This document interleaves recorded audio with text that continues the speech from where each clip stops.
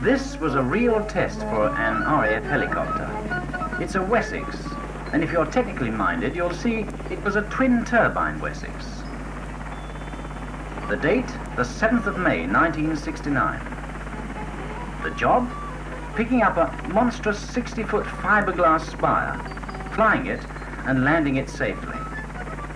It is eventually to be placed on Ashridge College Chapel, we hope. The place? Dunstable, a favourite place for gliders.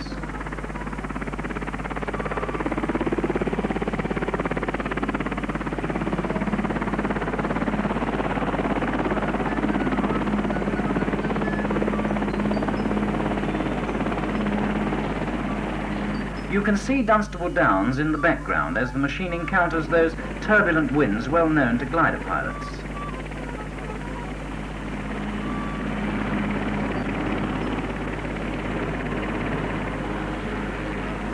As the helicopter approaches the dropping zone, the spire begins swinging like a giant pendulum.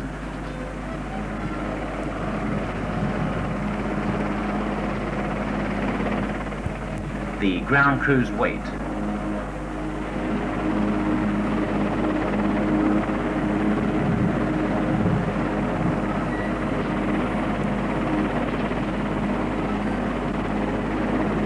To cushion the landing, they've laid out bales of straw.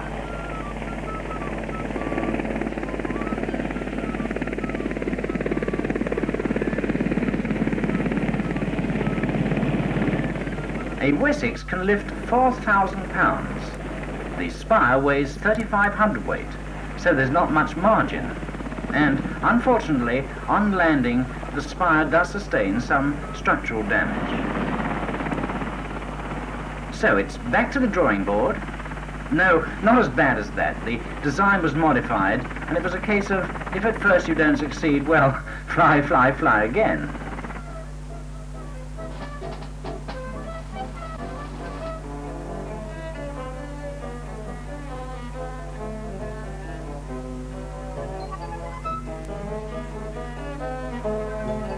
This is it, their D-Day. It was in fact June the 6th. A morning with just enough wind. The ground team have been welding special skates to the lifting cradle to make sure of the correct place for takeoff, and this time the spire must go accurately into position on top of the chapel.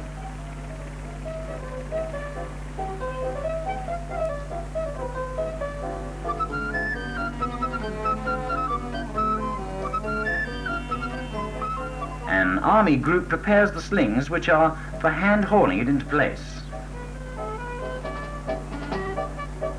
The contractors team are briefed by the officer in charge of the aircrew.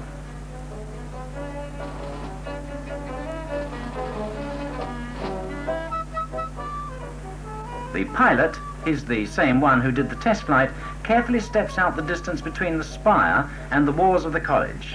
There's no room for any mistakes. The spire length is fitted with its slings and cables. Water is sprayed on the ground to lay the dust a rising helicopter always throws up.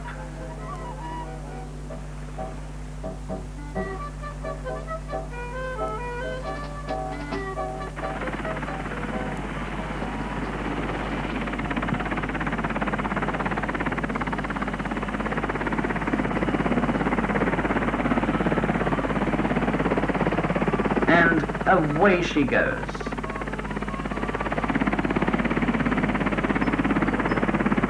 There's a moment of anxiety. Will the timbers placed inside the spire fall out as in the launching of a ship? They do.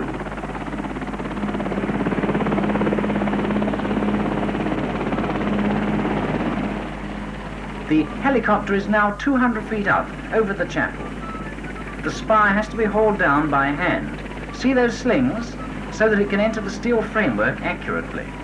It's rather like one of those docking jobs in outer space.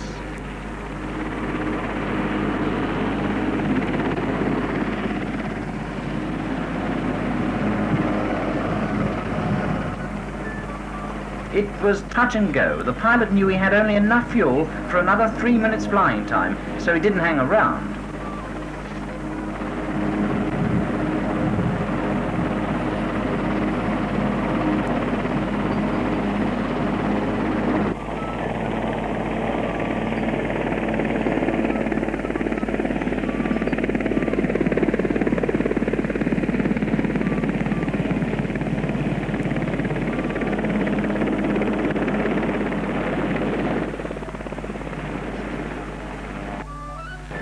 But the job's not quite over.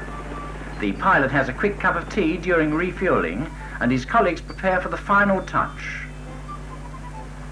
The weather vane, which has to go atop the spire. A quick spring release sling is fixed to the base of the ferrule. No weight problems here, but a devil of a job for accuracy.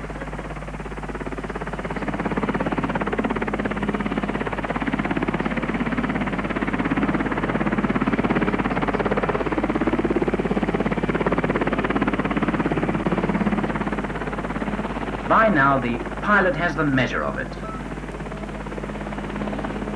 Perhaps you can just spot a thin nylon cord connecting the spigot of the weather vane.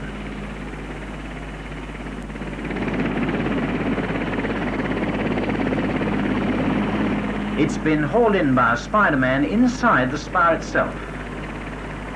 They say the spigot must fit the top bearing sleeve, and so it does. A job well and truly done, a team job both aloft and on the ground. The chopper chunters away, and there, against the clear blue sky, are spire and cross and weather vane complete.